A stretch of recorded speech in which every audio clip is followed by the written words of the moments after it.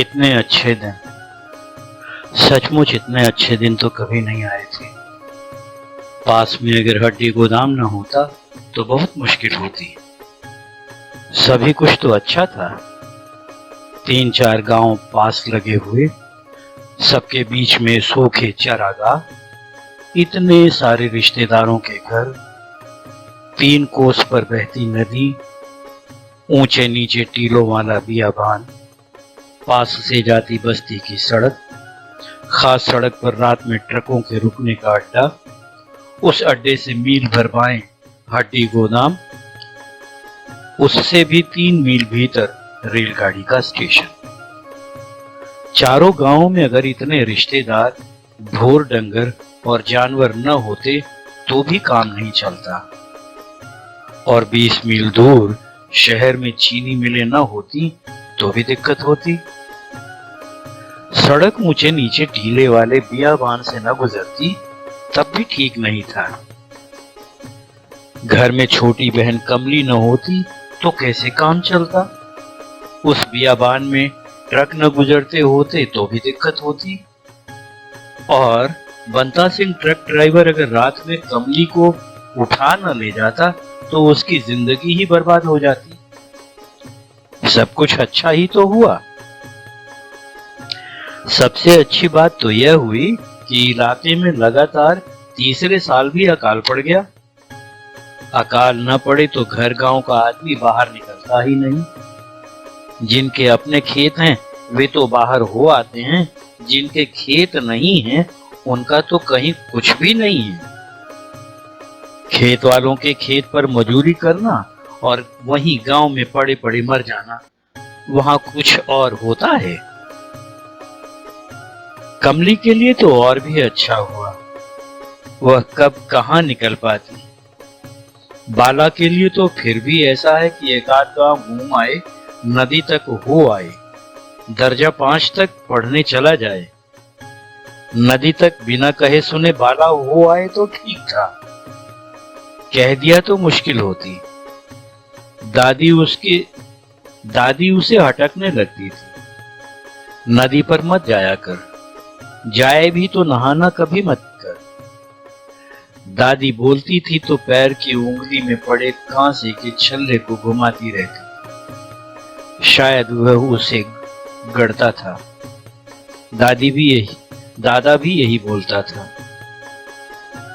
वे दोनों मानते ही नहीं थे कि वह नदी तक जाएगा और नहाएगा नहीं। और बाला को नदी में उतरते हमेशा डर लगता था। ऊपर से दादी झूठ बोलती थी, कहा ना पानी का रंग नहीं होता। बाला हमेशा कहता था, दादी मेरी बात सुन, मैं देख के आया हूं, पानी का रंग लाल है, खून की तरह लाल। दादा ठठाकर हंस पड़ते थे, कैसी बातें करता है रे, पानी का कोई रंग नहीं होता, तू नदी पर मत जाया कर, जाए भी तो नहाना कभी मत। दादा दादी की ये बातें असल में अब बाला को याद आती हैं, हंसी भी आती है। उनके पास और बातें थी ही नहीं। अपन के पास तो बहुत कुछ है, बहुत कुछ क्या, सभी कुछ है। सर्दी साली कुछ ज्यादा ही थी। जिधर से कथरी उठ जाती उधर से हवा अर्जुन के तीर की तरह लगती। कमली खिलखिला रही थी, उसे लगा चलो सब ठीक है। कमली खुद तो नहीं पीती पर ड्राइवरों की शीशी में से 2-4 घूंट बचा कर रख देती है उसके लिए, और क्या चाहिए। साला क्लीनर ज्यादा ही खुदर बुदर मचाए हुए था, न सोता था न सोने देता था। बार बार बीड़ी सुलगाता है, खांसता है, कथरी खींचता है। अभी इतना जाड़ा लग रहा है तो मोबी ऑयल डाल के अलाव जला ले। नींद तोड़ दी साले ने। कैसी मजे की नींद आती है यहाँ इस सराय में। कमली यहाँ है तो सब ट्रक वाले बस्तियां पार करते सीधे यहीं आते हैं। ट्रक सराय के मालिक ने भी पूरा इंतजाम कर रखा है। बड़ा सा हाथा घेर कर ट्रकों की सराय बना ली है। बाहर भी 10-12 ट्रक की जगह है। दिन में खाने की मेजें और बेंचें पड़ जाती हैं, रात को खटिया और खटियों पर पटियां। थके मांदे ड्राइवर और क्लीनर दिन में भी आराम कर लेते हैं। पूरी रात गुजारने के लिए तो पूरा इंतजाम है ही। हर तरह का खाना, मुर्गा शुर्गा खाना हो तो सामने दड़बे में से पसंद करो, अपने सामने बनवाओ, पकवाओ और खाओ। बीड़ी सिगरेट की कमी नहीं है, ग्रामोफोन भी बजता ही है। दांत खोदते खोदते तस्वीरें देखना चाहो तो 50 लगी हैं। भगवान की तस्वीरें अच्छी लगे तो उन्हें देखो, गुरुवाणी सुननी है तो रिकॉर्ड सुनो, औरतों की तस्वीर देखनी है तो वे भी लगी हैं। लुंगी कच्छा धोना हो तो पटिया बिछी है, ट्यूबवेल लगा है, सुखाने के लिए तार बंधा है, दिशा मैदान के लिए सूखे केक पड़े हैं। अबे तू क्यों उठ के बैठ गया? सवेरा होने में बहुत देर है, जाड़ा लगता है। अपन को बता। हे साला, बीड़ी सुलगा के खींचे जा रहा है। बीड़ी के जलते फूल में आंखें कैसे चमकती हैं कुत्तों की तरह। लखन क्लीनर की। कुत्ता भी साला बड़ा भला जानवर है, अकाल पड़ा तो भी नहीं भागे। वहीं गांव के बियाबान में लाशों को चींथते चींथते मर गए। गिद्ध साला बहुत तेज होता है, 4-5 कुत्ते न लगे तो एक गिद्ध को लाश पर हटाना मुश्किल होता है। तू यहाँ आया कैसे? लखन ने पूछा। तू बीड़ी पी ले, अच्छी तरह खांस ले, बताता हूँ, बाला बोला था। हाँ बता। तो सुन, तुझे नींद क्यों नहीं आ रही? अच्छा सुन, ये कमली मेरी बहन है ना। एक शाम। सच्ची? और लखन कमली की बात पर ही अटक गया। अबे और क्या, कमली लड़की अच्छी है, समझदार है। ड्राइवर कहीं और रुकता है तो भी उसकी की बात करता है। एक रात ट्रक बिगड़ा तो पैदल लौटने को हुआ, तब हम ही ने ड्राइवर को समझाया, अब 10 किलोमीटर है, कोई उधर जाता ट्रक ले लो, सवेरे लौट आना। मैं तो हूं। फिर लदे हुए सामान की जिम्मेदारी भी ढोई, सो वह नहीं गया। अच्छा तो सुनो, ये साला बोरा बहुत महक रहा है, पहले इसे हटा दें। क्या है इसमें? लखन क्लीनर ने पूछा। है साली हड्डियां हैं। लखन क्लीनर समझा नहीं, बीड़ी पीकर खांसने लगा। सर्दी में उठने की हिम्मत नहीं पड़ी तो बोरे से आती बदबू को उसने सह लिया। क्लीनर बीड़ी पीता है तो बदबू दब जाती है। बीड़ी फेंक कर क्लीनर ऊँघने लगा। अपन को क्या जरूरत पड़ी है किस्सा सुनाने की, सो साले। सुबह उठते ही बबूल की टहनी तोड़कर बाला ने दातून की। लखन अब आराम से सो रहा था, उसे जल्दी नहीं थी। तभी एक ड्राइवर रजाई में भालू की तरह हिला। उसने उठकर तहमत बांधा और दोनों बाहें छाती से चिपकाए दिशा मैदान के लिए चला गया। लखन का ड्राइवर बंता सिंह पहले ही उठ गया था। वह मैदान से लौट रहा था। छप्पर में पड़ी कमली गठरी बनी सो रही थी। उसकी खाट की पाए पर बंता सिंह की पगड़ी अजगर की तरह लिपटी रखी थी। जल्दी उसे भी थी। उसने बोरा उठाया और सिर पर लाद कर लहड्डी गोदाम की ओर चल गया। साला बोरा बहुत महकता है, पर दाम तो अच्छे देता है। कमली भी 4-5 रुपए बना लेती है। 1-1.25 रुपया बोरे भर हड्डियों का मिल जाता है। 6 रुपए रोजाना कौन कमाता है साला। यह तो अच्छा हुआ चीनी मिलें खुल गई और यह हड्डी गोदाम भी। चीनी चमकाने के लिए शोरे की जरूरत पड़ती है। पता नहीं इन सूखी हड्डियों में से शोरा कहां से निकलता है, निकलता होगा। गोदाम के दरवाजे तक बोरा फंसाकर उसने मोटी सी गाली देकर चंदू को पुकारा। तौल कर ये साले सर्दी। चंदू कहीं दिखाई नहीं पड़ा। फिर गोदाम में भरी टनों हड्डियों के बीच से आता हुआ दिखाई पड़ा, जैसे पिंजर उठ करके चला आ रहा हो। आते ही उसने खीसें निपोर दी। आज सवेरे सवेरे आ गया बाला। शाम देर हो गई थी। कमली ठीक है? वह उसका मतलब समझ गया। चंदू के दिल में एक फांस है, नहीं तो पूछने की जरूरत क्या थी। दरवाजे के तक के दूसरे पल्ले पर बाट पटकते हुए चंदू ने फिर कहा, ये दिन पहले आ जाते तो काहे हम 3 से 2 रह जाते। चंदू का कहना तो ठीक था, पर तब यह सब व्यापार शुरू कहाँ हुआ था। इसीलिए तो उसने समझा दिया था, देख चंदू, तू कमली की लगन मन से निकाल दे। खाने को 2 के लिए है नहीं तो 3 के लिए कहां से ले आएगा। अगर ये अकाल पहले ही पड़ गया होता और हड्डियों का धंधा शुरू हो गया होता तो कौन सी दिक्कत थी। अब यही सब सोच रहा था कि चंदू ने तौल करके बोरा नीचे पटक दिया। चंदू के मन में बाला के लिए ख्याल था। धीरे से बोला, अंग्रेजी जमाने की एक कब्रगाह 3 मील उत्तर में है। कब्रों के पत्थर तो सब खोद ले गए हैं, हड्डियां दबी पड़ी हैं, उन्हें खोदला। उनमें से शोरा निकलेगा? बाला ने पूछा था। सब चीज में मिलावट होती है, हड्डियों में भी मिला देंगे, आंख दबाकर चंदू ने कहा। साला बाला के मुंह से मन ही मन गाली निकली थी। देना चाहे तो 1 के 5 रुपए भी दे सकता है, वह नहीं करेगा, पर यह सब बताकर अपना अपन जताएगा। पैसे लेकर वह चला आया था। लेकिन चंदू ने कब्रगाह की ठीक और सही खबर दी थी। हड्डियां ताजी तो नहीं थी, पर जैसे कोयले की खान हाथ लग गई हो। जहां खोदो वहीं हड्डियां निकलती थी। उसे लगा था ऐसी 2-4 खाने और हाथ आ जाएं तो जिंदगी ही बदल जाए। आदमी अच्छा है चंदू, पर पुरानी हड्डियों से ज्यादा चला नहीं। असल में जब तीसरे साल भी अकाल पड़ा तब बाला को होश आया था। अपने रिश्तेदारों की हड्डियां कितनी कीमती हैं।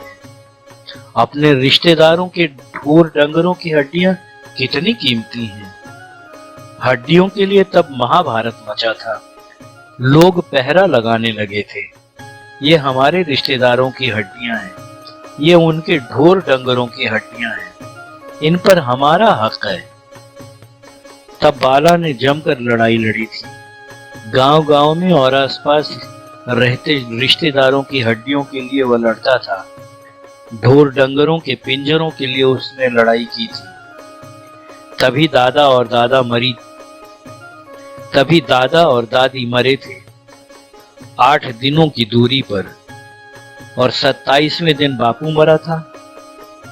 अम्मा तो 8 साल पहले ही मर गई थी।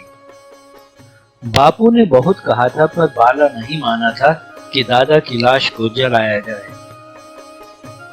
जलाने से क्या मिलेगा?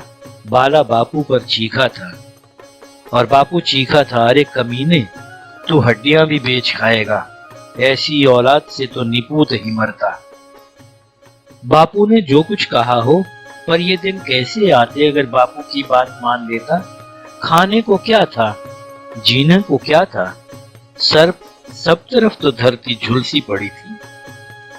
तभी तो उसने तय किया था कि झुलसी तपती धरती के नीचे अगर लाश दबा दी जाएगी तो हड्डियां जल्दी साफ हो जाएंगी।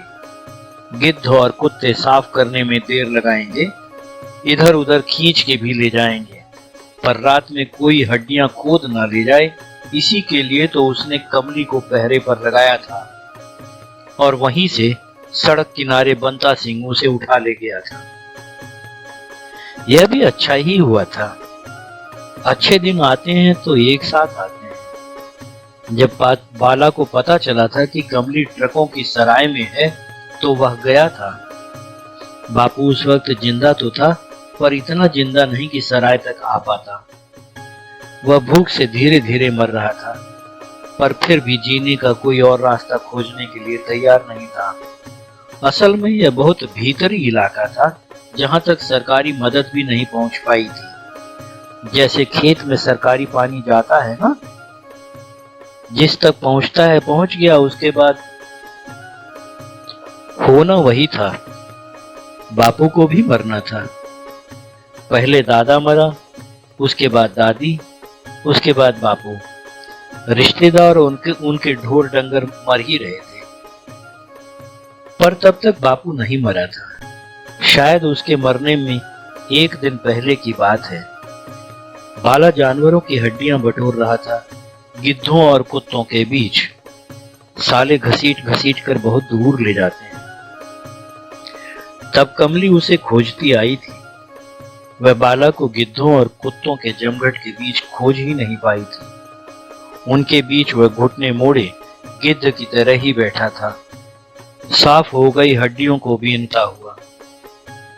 जब दादी की लाश तपती जमीन के नीचे दबाने गया था, तो कमली ने कहा भी था, दादी के पैर की उंगली में पड़ा चांदी का छल्ला निकाल ले। चांदी नहीं, कांसा है, उसने परख कर जवाब दे दिया था। कमली इतना जानती भी नहीं थी, कांसा ही होगा। भला हो चीनी मिलों और मनता सिंह का, ये दोनों न होते तो ये दिन कैसे आते। हड्डियों की खदानें वह क्यों खोदता। कमली ट्रकों की सराय में इतने आराम से क्यों रहती। वो साला चंदू तो पागल है, जो अब भी कहीं कमली की लगन लगाए बैठा है। जो कुछ कमली औरों से पाती है, वह चंदू से तो मिलने से रहा। होगा वही जो अब होता है, पर ऊपर से चंदू को खिलाना और पड़ेगा। यही सब सोचता सोचता वह हड्डियों की खदानों की ओर चला गया। 7-8 दिन तो इतना काम रहा कि फुर्सत ही नहीं मिली। बोरा भर भर कर पहुंचाता रहा, चंदू तौलता रहा और कमली की बात करता रहा। पर साले ने न तौलने में साथ दिया न पैसे में। है साला कमीना। हड्डियों की खदानों से वह 8 दिन बाद लौटा था। रात को कमली काम से थी। वह कतरी ओढ़ कर लेट गया। सिराहने रखा हड्डियों का बोरा बहुत बुरी तरह महक रहा था। कमली कुलबुला रही थी। उसने जाकर पूछा, कौन है? बस्ती का लाला है, कमली ने कहा था। इस साले से 10 लेना, कहते हुए बाला अपनी खाट पर आ गया था। कुछ ही देर बाद सब कुछ शांत हो गया। यह अच्छा था।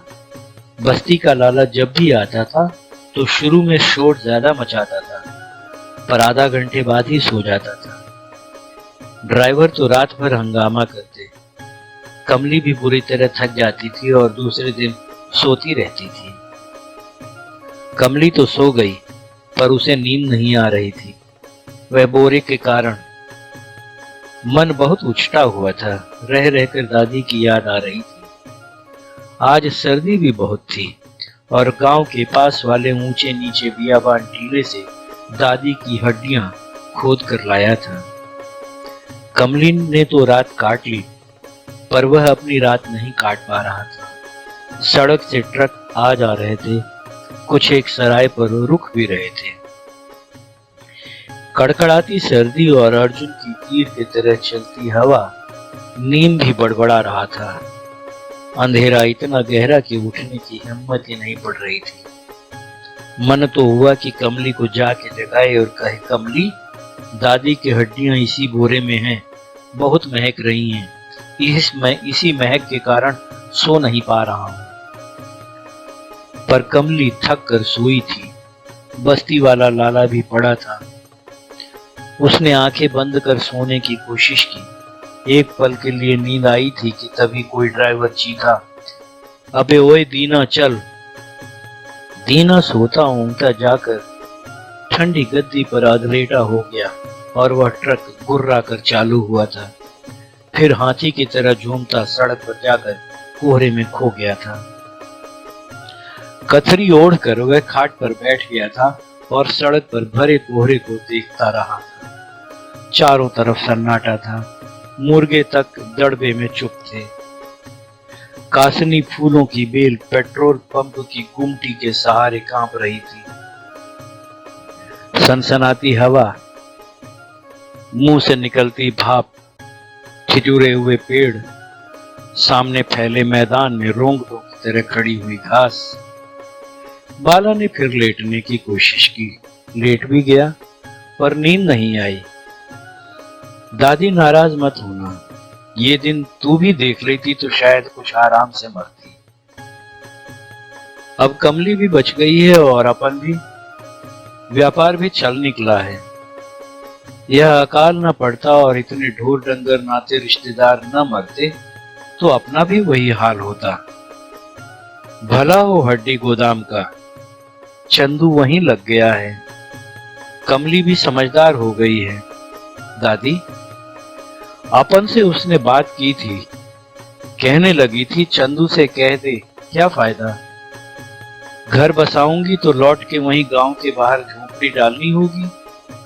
कुआं सूखेगा तो फिर इधर उधर ही भागना पड़ेगा। तब एक एक लोटे पानी के लिए ब्राह्मण ठाकुर छोड़ देंगे क्या? अकाल तो हम लोगों के लिए पड़ता है, बाकी सबके पास तो बरसों के लिए दाना है, पानी है। यहाँ कोई यह तो नहीं पूछता कौन जाते, अपनी जरूरत से लोग आते हैं। कल नहीं आएंगे तो इसी सराय के बर्तन भांडे मांज कर धोकर चलता रहेगा। ऐसे दिन बार बार हाथ नहीं आते। चंदू से कह दे, क्या फायदा। कमली बहुत समझदार हो गई है दादी, तू सुन रही है ना? अर्जुन का तीर फिर लगा तो उसने कसकर कथरी लपेट ली। पता नहीं कब उठ के फिर बैठ गया था। कोहरे की गुफा से एक ट्रक निकलकर फिर कोहरे की गुफा में घुस गया। कुछ देर तक आवाज बजती रही। बाला उठा, कमली को जगा ले, पर तभी उसके लिहाफ में हलचल और कुनमुनाहट हुई। लाला लिहाफ से निकलकर सुड़सुड़ाता हुआ खड़ा हो गया। कमली बोली, लेटा रहे, बहुत जाड़ा है। लेकिन लाला को तो अंधेरे अंधेरे निकल जाना होता है। रात कहीं भी निकले पर उसका दिन बस्ती में ही निकलता है। टोपा चढ़ाकर चादर लपेट कर लागला पगडंडी पकड़कर बस्ती की ओर चला गया। बाला वैसे ही बैठा रहा, बोरे की तरफ देखता हुआ। कमली की भरक टूट गई थी। शायद उसने लिहाफ के भीतर से देखा होगा। वह पास आकर खड़ी हो गई और बोली, अरे बाला, तू अभी तक जाग रहा है? नींद नहीं आ रही? थोड़ी सी उधर पड़ी है अद्धे में, पी ले, भरक मिल जाएगी। सो जा सो जा, कहते हुए कमली अपनी खाट की तरफ जाने लगी थी। सुन, बाला ने कहा था। बोल। दादी सोने नहीं दे रही है। दादी? कमली ने ताज्जुब से कहा। हाँ, उसकी काया इसमें बैठी है, बोरे में, बाला ने कहा था। अरे हट, कमली ने झिड़क दिया था। कमली, वो अच्छा हुआ कोई और खोद कर नहीं ले गया। अपन ही पहुंचे खदान पर, पूरा पुंजर निकल आया। ऐसे कह रहा है जैसे पहचान लिया हो, कहते हुए कमली उसी की खाट पर आधी कथरी ओढ़कर बैठ गई। दादी के पैर की उंगली में वो कांसे का छल्ला अब भी पड़ा है।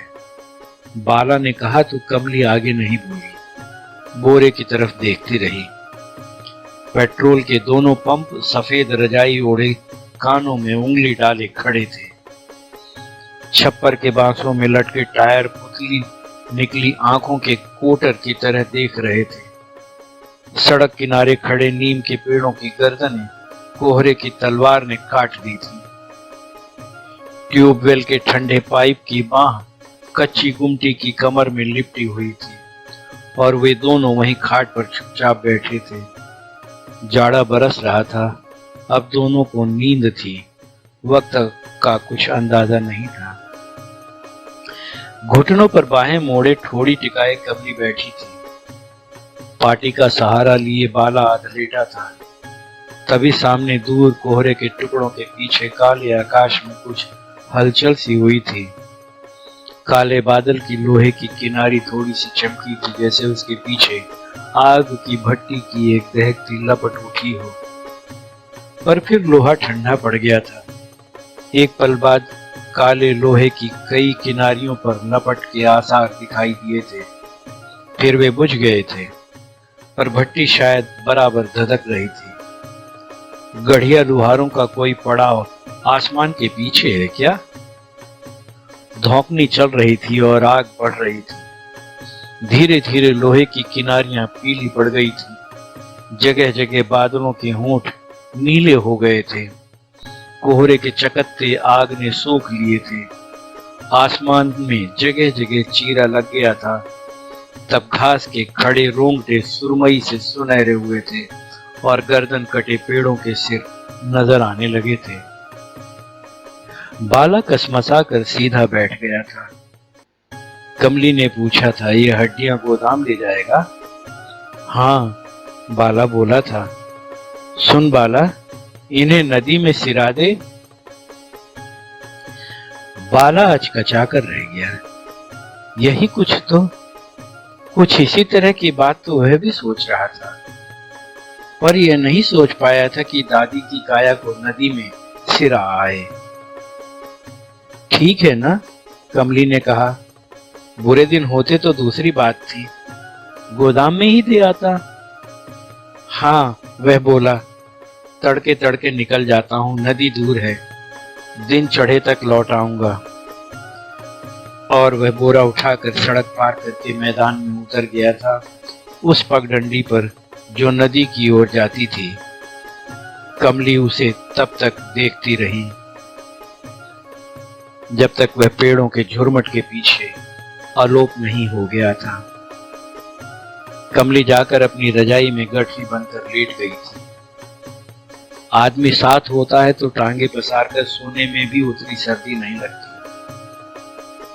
भरक मिलती है, पर नींद बुरी तरह घिर रही थी। लेटते ही उसे नींद आ गई थी, बहुत गहरी नींद। यह पता ही नहीं चला कि बादलों के बीच से निकलकर सूरज कब ठंडा पड़ गया और दिन पूरी तरह कब निकल आया था। शोर कब होने लगा था। चारों तरफ जिंदगी अपनी रफ्तार पर आ गई थी। दड़बे में मुर्गे कुड़कुड़ाने लगे थे। कुत्ते पेट्रोल पंप और सड़क तक दौड़ रहे थे। ट्रक सराय की लंबी मेजें धुल गई थी। सब्जियां कट रही थीं, अंगीठियां जल गई थीं। रात को रुके हुए ट्रक वाले चाय पी पी कर सफर पर निकल गए थे। ट्यूबवेल धधक रहा था। वल्कनाइजर के छप्पर में मशीन पर रबर का टांका लगाने वाले लड़के भी आ गए थे। सराय के मालिक ने जपू जी का रिकॉर्ड लगा दिया था। अगरबत्तियों की महक फैली हुई थी। कमली नींद की मारी थी। बाला लौटा तब भी वह सो रही थी। आते ही उसने जगाया। आंखें मलते मलते कमली ने पूछा, सिरा आया? हाँ, उसके दांत अब भी कटकटा रहे थे। अर्जुन के तीर तो चल ही रहे थे। अच्छा हुआ, कमली बोली। तुझे याद है, दादी से अपन ने हमेशा कहा। दादी मेरी बात सुन, मैं देख आया हूं। पानी का रंग लाल है, खून की तरह लाल। दादी मानती नहीं थी, जिद करती थी पानी का रंग नहीं होता। सो आज उसकी काया सिराते हुए अपन ने उससे कहा, ले दादी, आज देख ले। कमली ने उसकी तरफ भर आंख देखा और चूड़ी सरकाते हुए बाहों को भरकाने लगी। उसके चेहरे पर रात का बासापन था, या शायद ठंडक की सफेदी। वह अपने गालों को रगड़ने लगी तो बाला ने देखा उसके बाएं गाल की सांवली चमड़ी पर खून की एक सूखी बूंद चिपकी हुई थी। वह उस पर उंगली फिराने लगी तो बाला ने पूछा, क्या हुआ? उस साले लाला ने फिर काटा इतने जोर से? नहीं, कमली ने मामूली तरह से कहा। उसका वो एक दांत सोने का है ना, वही गड़ जाता है। कहते कहते वह ट्यूबवेल की तरफ मुंह धोने के लिए चली गई।